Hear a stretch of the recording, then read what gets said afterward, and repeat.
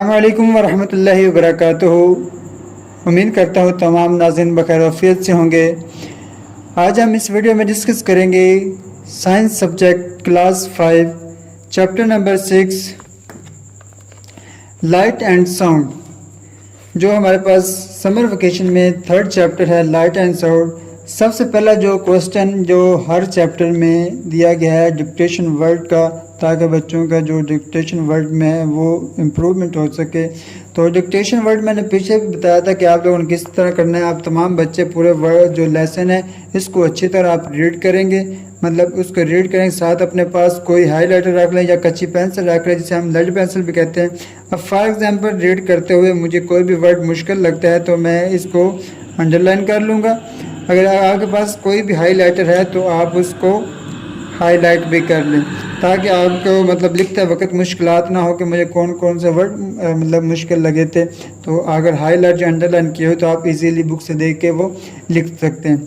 ये हमारे पास हो गया डिक्टेशन वर्ड, हमने कैसे और कहाँ से देख कर लिखने हैं। नेक्स्ट हमारे पास जो क्वेश्चन आते हैं वो आते हैं शॉर्ट क्वेश्चन का।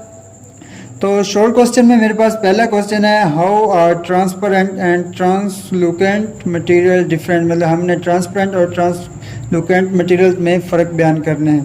तो हम चलते हैं बुक का पेज नंबर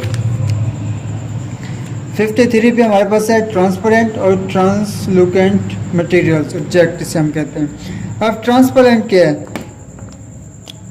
ट्रांसपेरेंट हमारे पास है we can see object clearly through transparent materials। मतलब फाग मैं एक मिसाल दे देता हूँ, उन्होंने भी मिसाल दी हुई है। एक गिलास है, उसमें हम कोई भी जूस या मतलब मिल्क शेक डाल देते हैं, वो हमें अब क्लियर नज़र आ रहा है। मतलब ऐसा ऑब्जेक्ट जिसके अंदर उसका जो मटेरियल है वो मतलब ऐसी चीज़ जो किसी भी मतलब मटेरियल का मतलब नज़र आ जाए, क्लियर नज़र आ जाए, उसको हम ट्रांसपेरेंट मटेरियल कहते हैं। अब इसका जो दूसरा था ट्रांसकुलेंट, उसको हम मतलब we can not see object clearly through translucent materials.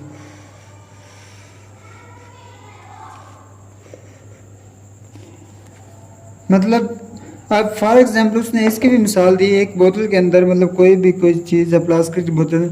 अब प्लास्टिक की बोतल के अंदर हमें वो जो भी उसके अंदर मतलब मटेरियल्स है वो हमें क्लियर नज़र नहीं आएगा। ये हमारे पास कहलाएगा ट्रांसलूकेंट मटेरियल्स।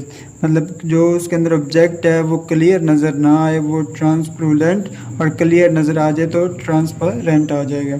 तो हम चलते हैं क्वेश्चन नंबर 2 की तरफ। क्वेश्चन नंबर 2 हमारे पास है why do who is see our image in the mirror. मतलब हम जो अपनी तस्वीर देखते हैं वो शीशे में, उसका क्या रिएक्शन होता है। तो रिफ्लेक्शन ऑफ लाइट में हम करेंगे when light hits a non transparent surface. मतलब इसमें हम ट्रांसफर नहीं कर सकते, जो हम करेंगे वो रिफ्लेक्शन में आ जाता है। इट में बाउंस बैक, मतलब हम कोई भी चीज़ देखते हैं वो उससे टकरा के वो वापस आ जाती है। The bouncing back of the light from a non transparent surface.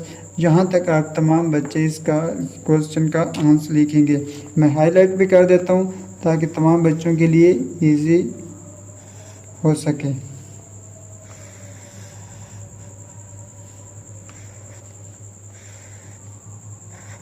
यहाँ तक तमाम बच्चे इस क्वेश्चन नंबर 2 का आंसर लिखेंगे। तो क्वेश्चन नंबर 3 जो है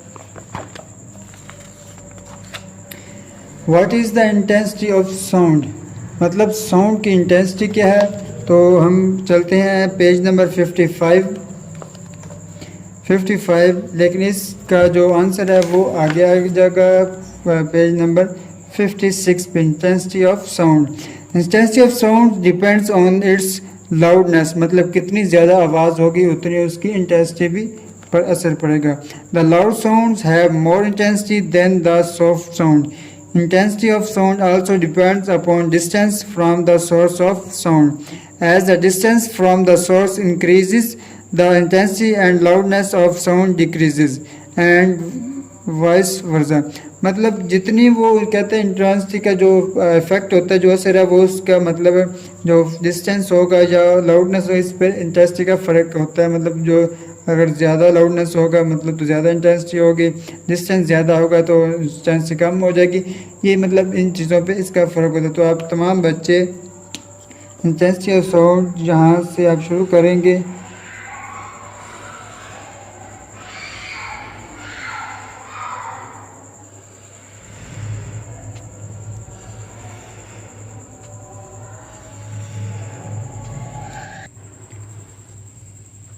तो हम जहाँ तक ये हमारे पास क्वेश्चन नंबर 3 था, जो शॉर्ट क्वेश्चन था वो कंप्लीट हुआ।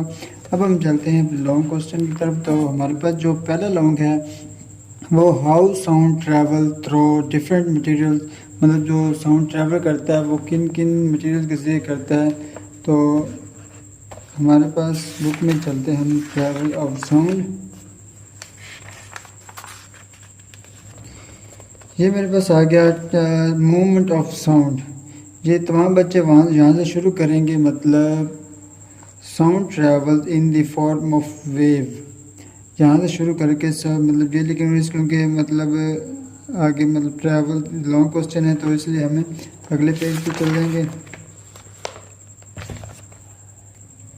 तो ये हमारे पास पेज नंबर 56 में भी 55 में भी कुछ पार्ट, जो उसका लास्ट जो पार्ट था वो हमारे पास 56 में है। इन लिक्विड पार्टिकल, ये भी आप सारे लिख के मतलब, और कंक्लूजन मतलब इसका जो नतीजा वो भी आप लिख के यहाँ तक आप देखेंगे कि molecules of a gas are first apart, जहाँ तक आप इस पहला आपका पहला लॉन्ग मुकम्मल हो जाएगा।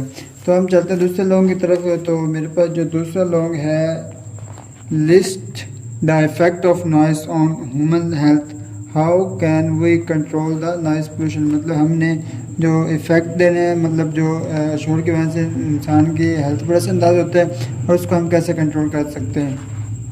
तो बुक में हम चलते हैं कि नॉइस पेज नंबर 57 पे इफ़ेक्ट नॉइस, आपको यहाँ पे नॉइस के मतलब कोई डेफिनेशन लिखना चाहिए तो लिख सकते हैं। तो हम जो उन्होंने पूछा इफ़ेक्ट ऑफ नॉइस, मतलब जो ऑन ह्यूमन हेल्थ, कि इंसानी सेहत पर इसके क्या असर मुरतब होते हैं, तो वो आप लिख लें। मतलब noise become a pollution of if it has harmful effect on health, noise can damage our hearing, it cause tiredness, मतलब मुख्तलिफ इसके नुकसान आप इसमें से आप लिख लें। आगे उन्होंने क्या कि रोल, मतलब इसको कंट्रोल कैसे किया जा सकता है। तो role of human being in reduce noise pollution, मतलब इसको हम इंसान का मतलब कम कर सकता है, मतलब नॉइस पोल्यूशन को। तो ये आपके पास उसका जो कंट्रोल है वो आपके पास आ जाएंगे। तो यहाँ से लेकर आप यहाँ तक ये लॉन्ग क्वेश्चन अपना यहाँ तक आप मुकम्मल लिखेंगे।